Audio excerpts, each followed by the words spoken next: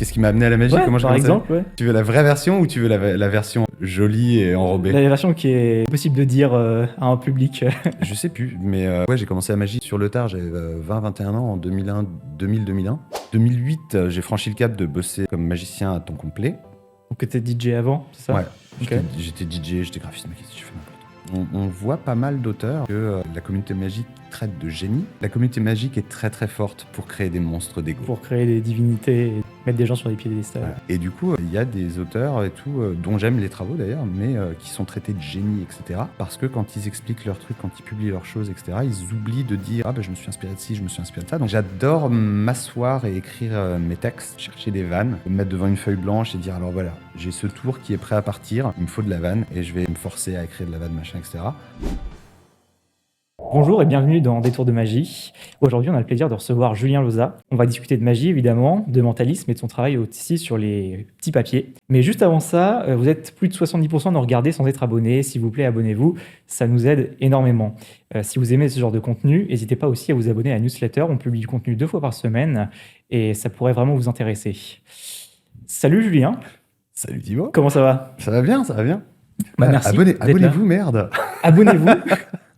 Ça fait longtemps qu'on voulait essayer de se faire Ouais. cette petite discussion. Merci d'être là aujourd'hui, ça fait plaisir. Merci de m'avoir invité. Alors, on te connaît pour toutes tes contributions à la magie. Tu en as fait quand même pas mal. Magie, mentalisme, petit papier, masterclass vidéo. Ouais, quand même pas mal de choses. je crois que j'ai commencé à publier en 2014 avec ma série Conspiration. Omnitool Et, aussi. ouais, Omnitool, deux versions différentes. Ouais, non, ça Ouais, va. t'as fait des choses. Tu Est-ce que m'amuses. Tu pourrais nous dire comment t'as commencé ça? Qu'est-ce qui t'a poussé déjà à commencer peut-être la magie et même à commencer à publier et à... Vas-y. Je ne m'attendais pas à cette question. Qu'est-ce qui m'a poussé à... Qu'est-ce qui m'a amené à la magie? Ouais, Comment j'ai par commencé? exemple, ouais.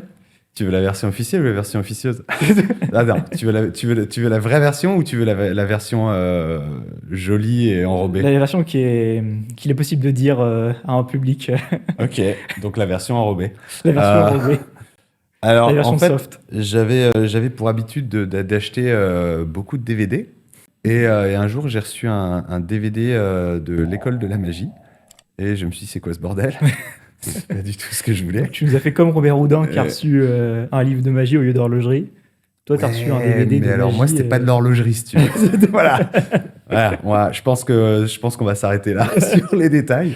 C'était pas de l'horlogerie et voilà. Et puis alors, j'ai acheté des DVD, on est bien d'accord. Oui. Et voilà, et du coup, ouais, je me suis retrouvé. Et alors, je suis désolé pour ce que je vais dire. Désolé, Dominique Duvillier. Mais du coup, ouais, non, je me prépare à regarder ce film avec ma compagne de l'époque. Et Quelle ne fut ta surprise? où est-ce que j'ai foutu les pieds? Et du coup, ouais, non, on se prépare à regarder ce film incroyable qu'on avait téléchargé, qu'on était très fiers et tout. Et du coup, bah, t'as ce mec, encore une fois, désolé Dominique Duvillier, ce mec avec une queue de cheval. Dominique Duvillier. Alors, moi, je vais vous montrer les tours, machin. C'est quoi ce bordel? Sacré intro. Et ils montent des tours de cartes, je suis ouais, c'est cool et tout. Ouais, maintenant je vous explique. Putain, ils expliquent les magiciens, je savais pas. Et voilà. Donc j'ai fait une version semi-enrobée. Ouais, non, mais Bien. je pense que tout le monde a bien saisi le Oui, je début. pense que l'imagerie était là. Et du coup, donc ça, c'est ton début. Et après, comment tu as continué et comment tu en es arrivé à publier tes idées, tes vidéos, tes masterclass, tes Omnitool, tes tours, Alors, je me rappelle pas du tout de pourquoi j'en suis venu à me dire que je voulais publier un truc. Je sais que j'ai publié genre l'année où je me préparais à me barrer au Brésil, à aller vivre au Brésil. Et je sais pas, je crois, peut-être que j'ai des potes qui m'ont dit à l'époque, ah, ce serait chouette que tu commences à écrire des trucs ou je sais pas, je sais plus. Mais ouais, j'ai commencé la magie sur le tard, j'avais 20-21 ans en 2001, 2000-2001. Et donc ouais, j'ai commencé à apprendre la magie tranquille, machin, tout Ouais. ça. En 2006 ou en 2007, j'ai commencé à m'intéresser au mentalisme. Ok. Ça m'a pris du temps. J'ai vu, à l'époque, c'était une conférence d'Yves Doumergue à Nancy. Et j'ai dit, putain, c'est ça que je veux C'est faire. lui le premier qui t'a mis Ouais. le pied à Je savais l'étrier pas ce sur... que c'était. Enfin, je savais pas. Si, je Ouais, savais ce que c'était le mentalisme, mais j'en ai jamais vu en vrai. J'ai honte de ce que je vais dire, mais j'ai un pote, je m'étais fait un pote. À l'époque, j'étais DJ dans une discothèque quand j'ai commencé la magie. Et il se trouve qu'un jour, je me tourne vers un pote, un collègue DJ, où on travaillait dans la même boîte et tout. Je fais, vas-y, prends une carte. Et moi, il me fait, putain, toi aussi. J'ai commencé à toi aussi. Et ouais, il me dit, ouais, moi, je fais de la magie aussi, machin, tout ça. Et Et c'est lui qui m'a filé mon premier livre de mentalisme, mais j'étais beaucoup trop jeune pour ça, beaucoup trop jeune C'était lequel, le en livre magie. C'était Paramiracles de Ted Leslie. Ok, Ted Leslie, ouais, qui est très bien d'ailleurs, le livre. Mais j'étais beaucoup trop jeune pour apprécier, donc il me le file, je le lis, je sais quoi cette merde. J'ai honte de ça, mais voilà. Très bien ce livre, je l'ai Ouais, relu. ouais, il est Par cool, la il est suite, cool. je l'ai racheté et je l'ai relu, il était parfait. Il y a des bonnes idées, des Et bons ouais, tours, ouais. Mais à l'époque, j'étais trop jeune. Et du coup, c'est de voir Eric Doumergue en conférence à Nancy je me suis dit, putain, ouais, il y a un truc à faire. Ouais, 2006-2007, j'ai vu Yves Doumergue, je me suis dit, ah, je vais mettre au mentalisme. 2008, j'ai franchi le cap de bosser comme magicien à temps complet. Donc, tu étais DJ avant, c'est ça? Ouais, Ok. j'étais DJ, j'étais graphiste, mais je fais n'importe quoi. Et qu'est-ce que les choses qu'on fait pas pour de l'argent, putain. Mais donc voilà, et ouais, non, ça m'a mis un temps fou en fait à me dire, vas-y, je veux être magicien professionnel. Ça m'a mis un temps fou à m'appeler mentaliste. Je crois Ouais. que j'ai commencé à utiliser l'appellation mentaliste en 2010. Ok. Après avoir commencé à m'intéresser au mentalisme en 2006-2007, je prends mon temps, j'aime bien. Et donc, du coup, mentalisme, c'est quoi ta vision du mentalisme? Pourquoi est-ce que tu es progressivement allé sur le mentalisme plutôt que la magie, même si tu fais de la magie? Mais je veux dire, c'est vrai que tu utilises beaucoup le terme de mentalisme Et de pour moins en moins. présenter. Mais, Et de moins en moins, et on va y ouais. revenir, c'est Ouais, ce ouais. que tu me disais aussi, ouais. Mais, Pourquoi tu as eu cette ascension du mentalisme et après plus recentré sur la magie maintenant Est-ce que tu peux nous expliquer ton alors, en fait, cheminement? je crois que c'était un. Je crois que c'était un. Je pense que je vais dire que c'était un biais. Voilà, on Un va biais? dire ça. Ouais. Je pense que c'était le biais classique du le mentalisme est plus crédible. Ok. Et Pourquoi, selon toi je pense que je me suis laissé aveugler par les pseudo-explications de démonstrations de techniques, que ce soit des démonstrations de pouvoir. le cold reading, etc., voilà. là, qu'on dit ta ligne à droite, du coup, c'est que tu. Ouais. C'est ça. Et du coup, Mm. ça rendait la chose plus crédible. Et avec les années, du coup, je vais enchaîner sur. Peut-être que je vais niquer une question. Mais avec les années, en fait, je me suis rendu compte, là, il y a quoi, il y a 4-5 ans, quelque chose comme ça, que je mettais de plus en plus de magie. Et maintenant, mon spectacle sur les bateaux, c'est à 65-70% de magie et 30% de mentalisme, quoi. Ok. Et Donc, en fait, je me t'as suis rendu compte. switché, Ouais, je me suis rendu compte que je voulais, en fait, atteindre le même niveau de crédibilité que j'avais avec le mentalisme, mais en magie. Je voulais ramener, en fait, parce que pour moi, la magie et le mentalisme, c'est la même chose, parce que ce qu'on fait, c'est du mystère, c'est de l'effet de surprise et c'est Ouais. de Donc, l'impossibilité. pour toi, c'est plus magie mentale qu'on devrait dire? J'aime pas ce terme, mais ouais. Ouais. Non, ouais, pour moi, le mentalisme, c'est de la magie point barre, quoi. Donc, Ouais. voilà. Ça se tient. Mais il y en a qui se définissent vraiment comme mentalistes purs et durs et Ouais. tu les feras jamais dire qu'ils sont magiciens, tu vois. Et je respecte ça, mais je Ouais, donc après, reste c'est un constat, intimement tu vois. persuadé. Alors, Même si c'est des techniques communes, enfin, ça reste. Ouais. Bah ouais, c'est comme ça en fait que j'en suis arrivé à là. Déjà, le fait d'avoir retapé le Jinx, je me suis rendu compte que le terme mentalisme, il était utilisé vachement moins que magie mentale. Et Hahnemann, on considère un peu comme un Théodore mentaliste. Hahnemann, hein, celui qui a fait le Jinx pour ceux qui. Pardon, oui, Non, mais on sait jamais. mais du coup, ouais, non, Théodore Hahnemann, nous on le regarde comme un mentaliste. Théodore Hahnemann, Il se présentait comment, lui? Comme magicien ou mentaliste? il- Tu sais? plus comme magicien, quoi. Magicien? Et l'écrasante majorité de ses publications, l'air d'un, c'est des tours de cartes, on va pas se mentir. Oui, c'est vrai, c'est vrai. Et de fait, on va faire un full circle sur le billet work, le travail des petits papiers. Et de fait, originellement, le travail des petits papiers, il remonte au 19e siècle, peut-être même fin 18e. C'est mais un pas peu ça. de tout temps, quoi. Enfin, ouais, Mais c'est assez Hahnemann vieux, a ce truc-là. développé toutes ces techniques à partir de tours de cartes. C'est-à-dire que ses premiers trucs avec des petits papiers, c'était, bah voilà, vous choisissez chacun une carte, vous écrivez le nom de la carte sur un petit papier, machin et tout. Et de là, Le billet work est né, quoi. Quasiment. Ouais. le billet work moderne tel Enfin, qu'on le connaît. Oui, parce qu'effectivement, écrire un truc sur un papier, ça a été fait tout le temps, quoi. Enfin, je veux dire, c'est pas révolutionnaire en soi, mais c'est vrai qu'il a beaucoup bossé là-dessus. Ouais. Et Et toutes notamment ces dans The chorégraphies, Jinx, ces techniques. tu le voilà. disais, il a beaucoup écrit dans The Jinx au niveau du billet work, c'est ça? Il a pas mal écrit sur le billet work, mais encore une fois, il a écrit beaucoup plus sur les cartes à jouer que Ouais. le billet work. Est-ce que tu peux nous parler d'ailleurs de The Jinx? Parce que ça t'a occupé quand même un paquet d'heures, si ce n'est de jours, voire de semaines, D'années. d'années. J'ai commencé. En fait, pendant la pandémie, j'étais comme tout le monde, je me faisais chier et j'essayais de survivre. Et Les deux activités principales de la pandémie. Ouais. c'est ça. Et alors, j'essayais de survivre en termes de vie et de maladie, mais j'essayais de survivre aussi financièrement. Bah oui, Et comme du coup, beaucoup d'artistes qui. Ouais. C'est ça. Et je fais une parenthèse, je prends beaucoup de temps, Jean, sachez-le. Je fais une parenthèse. On a le temps ici. Je me suis refusé Je me suis refusé de faire des spectacles en ligne, quoi. Je crois que j'ai fait un café Zoom où je faisais des tours, mais c'était en mode un contre un, one-on-one, machin, avec. Mais ouais, les spectacles, il y a plein d'artistes, ils ont fait ça très bien, mais Oui, moi, je oui. pouvais pas. Bah, faut savoir le faire, quoi. Faut avoir le truc. Faut avoir C'est, ouais. l'envie. Faut avoir l'envie. Bah, je pense que c'est différent quand même d'un vrai public. En vrai, c'est quand même quand t'es habitué au théâtre, aux scènes de spectacle et que d'un coup c'est devant une Spectacle vivant, caméra ouais, et bon, c'est peut-être pas la même, quoi. Justin Willman l'a très bien fait, Colin Cloud l'a très bien fait, mais Et il y ouais. en a plein qui l'ont bien fait, hein. Juste, il faut avoir la fibre pour ça, quoi. Faut... Et donc, ouais, The Jinx, du coup, The Jinx, ouais, et du coup, le Jinx, moi j'ai toujours été fan du Jinx, je l'avais déjà lu 2, 3 fois, Mhm. mais à chaque fois que je le lisais, en fait, dès que ça commençait, ouais, vous prenez un jeu de cartes, je suis là, c'est bon, suivant. Donc j'ai zappé l'écrasante majorité des tours de cartes du Jinx à l'époque où je l'ai juste lu, et du coup, bah, c'est quand même une bonne partie aussi des publications dans le Jinx, les tours de cartes.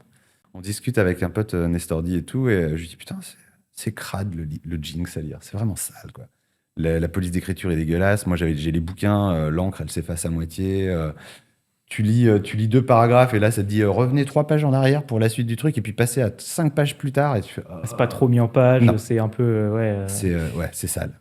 Et je lui disais mais le contenu est putain, super. ouais, ouais, le contenu est incroyable. Et du coup, ouais, il me dit bah retape-le. Je dis bah arrête, t'es con. Il me dit bah non, mais c'est la pandémie, t'as autre chose à foutre. Je fais bah non. Il me dit bah vas-y, retape-le, tu fais un système de souscription et tout.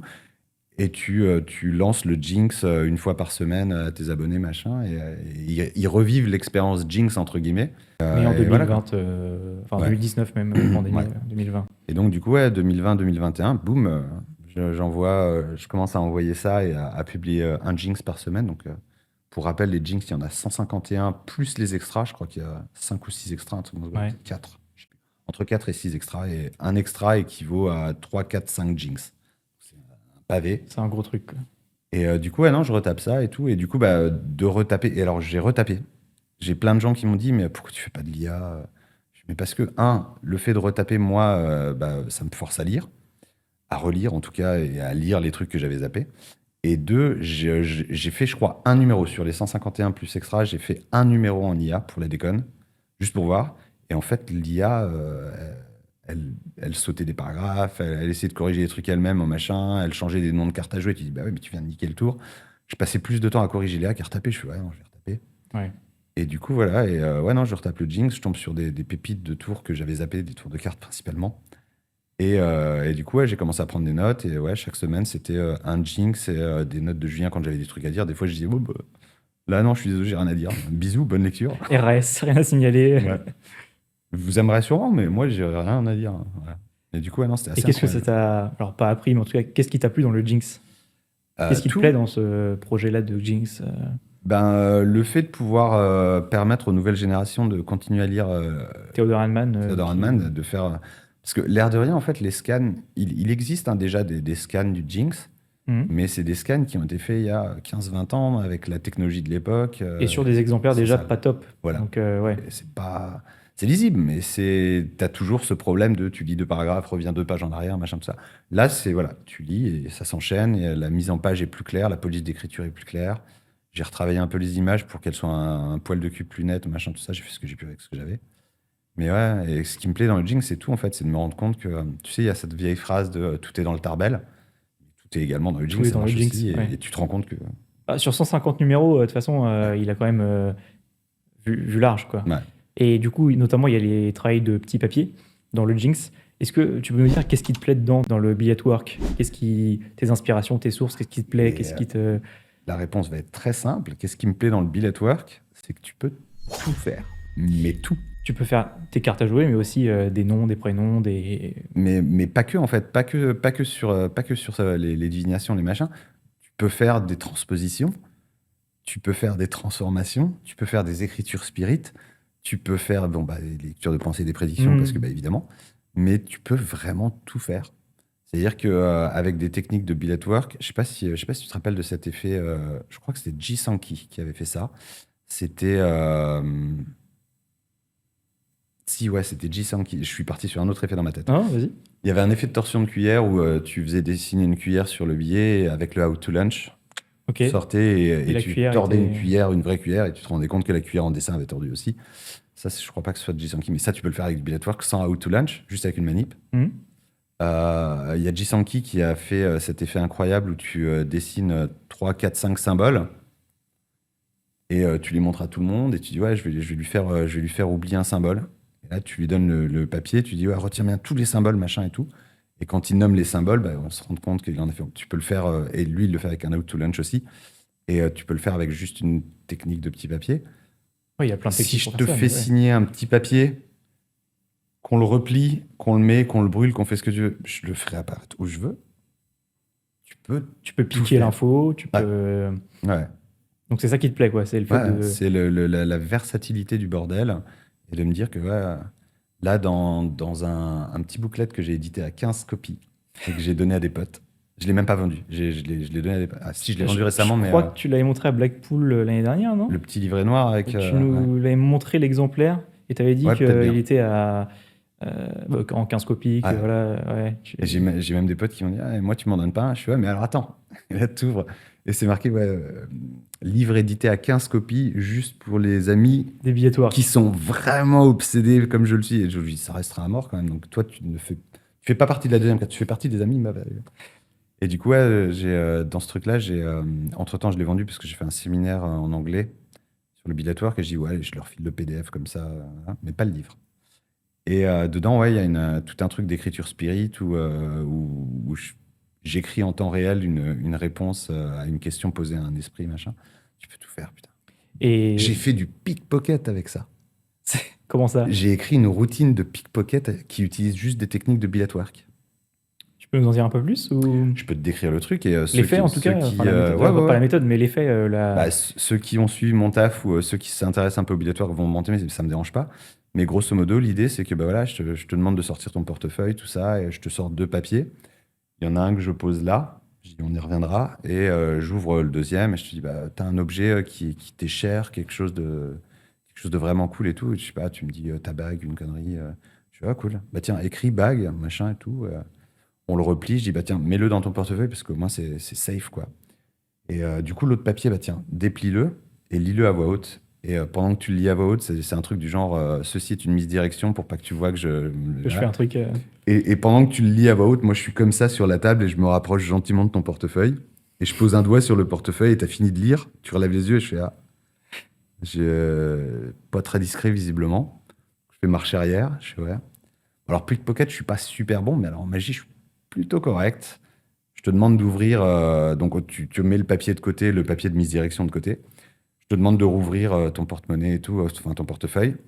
Tu ouvres le papier machin avec, où tu avais écrit bague.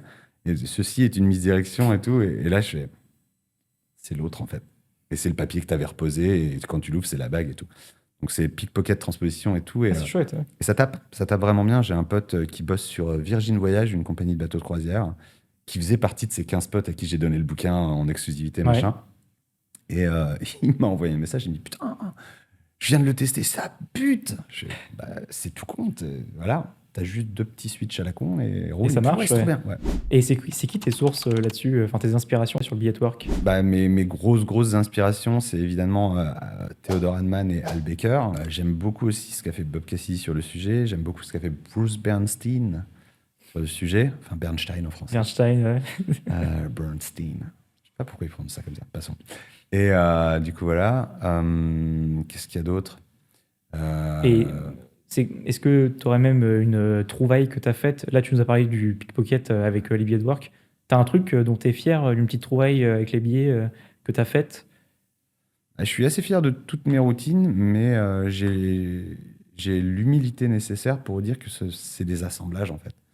C'est-à-dire que je reste intimement persuadé qu'on part jamais de rien quand Non, on on crée crée. jamais de zéro, forcément. Ouais. Et du coup, ouais, alors, on crée jamais de zéro, mais il y a Sauf- des gens qui ont du mal à l'admettre. Il y a des gens, quand ils écrivent des livres et tout, ben, ils Il sont faut où les rester crédits. humble sur. Donc du coup, ouais, je suis fier à peu près de tout. Je crois que l'une de mes plus grosses fiertés, ça reste quand même Name and Plate. Encore une fois, je suis fier de toutes mes Oui, non, trouvailles en sinon tu biais. les aurais pas publiés de toute façon. Donc, Oui. Mais je crois que le truc dont je suis vraiment le plus fier, c'était Name and Plate. tu peux nous en déjà, parler un petit peu? ouais, déjà sur le titre, c'est un jeu de mots de merde avec Name and Place Ouais. de Bob Cassidy. Et du coup, moi, j'ai appelé ça Name and Plate. Et en fait, un jour, Nestor me dit, ah ouais, je suis en train de réfléchir. Lui, il a trouvé... alors, ok, j'étais parti dans plein de Ah, tangentes vas-y, bref, je vas-y, vais essayer vas-y. de rester focus. Mais Nestor, un jour, il me dit, ouais, je me suis mis des conditions pour créer The Prediction Effect, Le l'effet de verglas prédiction effect avec un peu. un E majuscule. Ouais. Je fais OK, je lui dis, c'est quoi tes conditions? Il me dit, ouais, je veux qu'il n'y ait pas de leurre, de dummy billet. Je veux pas qu'il y ait de leurre, donc je veux pas de préparation. Mhm. Je veux que tu te pointes dans un lobby d'hôtel, tu prends 3 cartes de visite de l'hôtel, similaires, hein. Tu prends 3 cartes de visite de l'hôtel devant ton spectateur et tu n'utiliseras que ces 3 cartes-là. Et je veux que ce soit faisable debout, je veux pas que tu ouvres un truc sous ta veste dans le machin, etc. Voilà. Ok. Condition Impro- forte quand même. Ouais. Impromptu, pas de dummy billet, plutôt facile à faire, machin et tout. Et il a trouvé ce con. Il a trouvé ce qui, je pense, à l'heure actuelle, avec les connaissances que j'ai en billet work, en petit papier, sa solution de prédiction est la meilleure pour moi. Et je peux me permettre de me dire sans me vanter, parce que c'est pas moi qui l'ai trouvé, c'est lui. Et du coup, il me dit, ouais, il me dit maintenant, je bloque sur. Ça, c'est pour la prédiction, c'est fait. Il me dit maintenant, je bloque sur la lecture de pensée. Il me dit, je veux même condition. Donc, pas de l'heure, pas de préparation en avance, pas de je brûle pour niquer un temps d'avance ou machin. Tout en temps réel. Et tu sors 2 billettes de petits papiers et tu fais machin. Ok. Et je me suis pris au jeu. Et du coup, j'ai fait Name and Plate. Et lui me dit que c'est la meilleure solution, machin. C'est pas la plus facile, parce que en termes de, De toute façon, en il y a termes de toujours un tec- compromis. ouais, Enfin, tu peux pas avoir tout. non. En termes de technicité, Name and Place de Bob Cassidy, t'as un change. Moi, t'en as 4-5, mais c'est clean. Ouais. C'est clean et tout est examinable. Ah oui, il faut que tout soit examinable à la fin aussi. Ok. Ce qui arrive avec Bilachi, enfin ce qui est possible avec Bilachi et moi aussi. Tout est clean. T'as nettoyé le côté sale du temps d'avance. Donc Donc c'est pour toi, c'est une un de mes peu grosses fiertés. le. Ouais. Ok. Et sur quoi tu travailles du coup actuellement? Est-ce que tu peux nous en dire un peu plus? Ouais, Billet work ou autre chose complètement rien à voir? tout et n'importe quoi. Et sur tous les fronts, on a l'impression. Ouais. Là hier, ouais, putain, tuez-moi, achevez-moi. Mais là hier, c'était hier ou avant-hier, on m'a montré un truc que j'ai zappé. Dans Bob Cassidy, il a un espèce de séminaire sur le Q&A. Il a, je sais plus combien d'heures de vidéos, machin, et je dirais pas que c'est imbuvable, mais faut s'accrocher avec des cafetières, quoi. Et c'était Cyril Saveliev, aussi connu sous le nom de Daffy pour ceux qui savent. Cyril Saveliev qui me dit, ah mais tiens, toi qui aimes le billet work, tu connais ce mouvement? Je dis non, c'est vachement bien ça. Il me dit ouais, ouais, c'est dans les vidéos de Q&A de Bob Cassidy et tout. C'est pas de lui, il crédite un autre mec. Tu vois bien Bob Cassidy, franchouillard. Eh toi, viens ici, montre-leur ton mouvement là, à la caméra. Et du coup, ouais, il me montre ça. Je dis, mais c'est beaucoup trop bien ce mouvement. Et puis je commence à me dire, ouais. Et il me dit, ouais, c'est bien pour un temps d'avance. Je dis, bah ouais, mais. Et après, on va où? Et du coup, j'ai commencé à cogiter. J'ai trouvé une chorégraphie Ok. qui mélange donc ce move et mes moves perso. Et ça m'a donné ce qu'on appelle un 3-billet test. C'est un test aux 3 billets. Et qui se fait à table et tout, et qui bute. Et j'en suis plutôt fier. Je l'ai envoyé à Nestor qui me dit c'est génial. Je dis ouais, je dis mais comment je suis passé à côté de ce mouvement?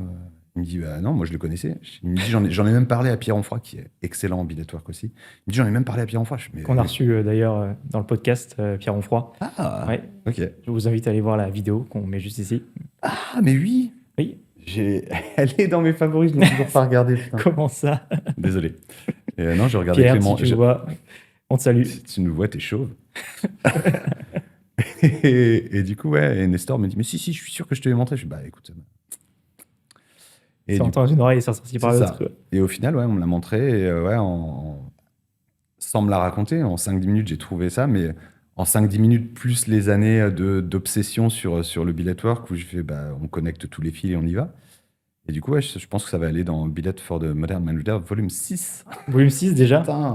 Et comment tu fais pour créer un nouveau tour? Enfin, comment un tour il naît chez toi? Parce que là, tu parles de tes créations, ce que tu as remasterisé, enfin repris. Tu pars de l'idée, tu pars de la méthode, de l'effet, comment tu travailles? Tu as une ligne directrice? Non, c'est très éclectique. Ouais.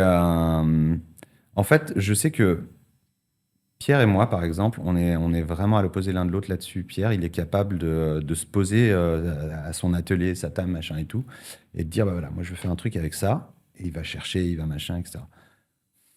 Toi, pas trop? Moi, je suis sur les chiottes, et je suis en mode, ah, ce serait marrant ça. Ouais, écoute, je vais mettre ça dans un coin, et je mets ça dans un coin de mon cerveau en mode, ouais, j'y reviendrai plus tard. Et un jour, en fait, soit je suis en train de boire une bière ou n'importe quoi, où je vois un truc, et mon cerveau fait, au fait, là, ce que tu viens de voir ou ce qu'on vient de te dire ou machin, tu peux le reconnecter à ce que tu as mis dans un coin. Ah oui, c'est vrai, putain. Et donc voilà. Donc Et tu donc, marches ouais, comme ça, quoi. ouais, Tu pars. je suis à la sauvage. J'a- J'adore m'asseoir et écrire mes textes, chercher des vannes. Je peux me mettre devant une feuille blanche et dire, alors voilà, j'ai ce tour qui est prêt à partir, il me faut de la vanne et je vais me forcer à écrire de la vanne, machin, etc. Mais en termes de tour, non, je vais lire un tour, je vais le tester, je vais le roder. Par exemple, putain, ça fait des années ça, j'ai sorti un truc qui s'appelait Sherlock Mhm. et qui est bien. Et que pour le coup, j'ai réellement. Tous les tours que je publie, je les utilise. Mais Sherlock, je l'ai utilisé, je sais pas, 300-400 fois quand j'étais à Comédie Saint-Michel à l'époque, que je jouais mon spectacle et si nous faisions un tour dans votre tête, parce que j'aime les titres à rallonge. Et Sherlock, en fait, c'est parti d'un truc de Ted Karmilovitch, qu'il a publié dans Magic, le magazine de Bascom Jones. Ok. Et Ted Karmelovitch décrit, c'était un truc qui s'appelait Murder, She Wrote. Ça, vous avez les références si vous voulez chercher. Et Ted Karmelovitch, en fait, bah, son idée, c'était voilà, c'était de reconstruire une espèce de Sherlock Holmes scène de crime, machin, où tu devinais le coupable et le tueur. Et Ted Karmelovitch, ça tient sur un petit paragraphe de merde comme ça dans Magic de Bascom Jones. Il dit, bah voilà, vous avez un sac avec des papiers blancs, machin, et vous tenez du bout du doigt le tueur et de l'autre Le bout du papier. doigt le machin. Puis, bah, vous passez, vous distribuez, vous vous barrez, il joue la scène, et puis bah, quand vous revenez, vous devinez c'est qui. Débrouillez-vous. Exactement. Et je lis l'idée, je trouve l'idée géniale, mais vraiment géniale.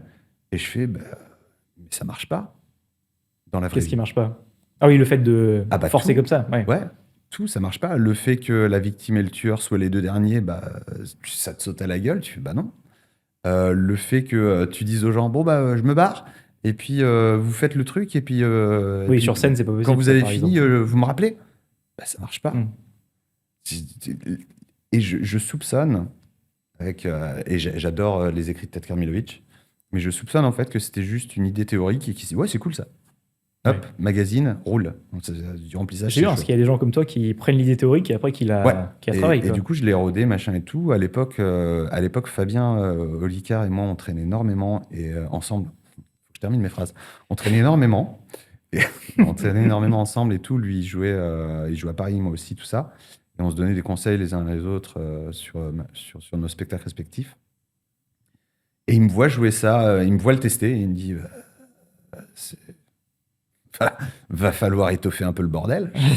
D'accord.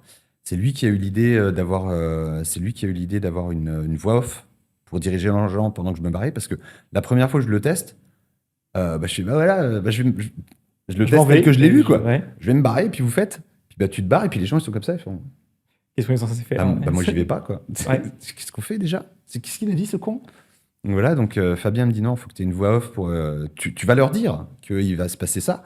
Mais du coup, une fois que tu pars, tu as une voix off qui part, qui dit voilà, machin, tout, c'est parti, on roule, faut y aller. Et du coup, il y a ça. Après, il y a eu la mise en scène. Ah, c'est génial comme idée. Ouais, l'idée de la mise en scène,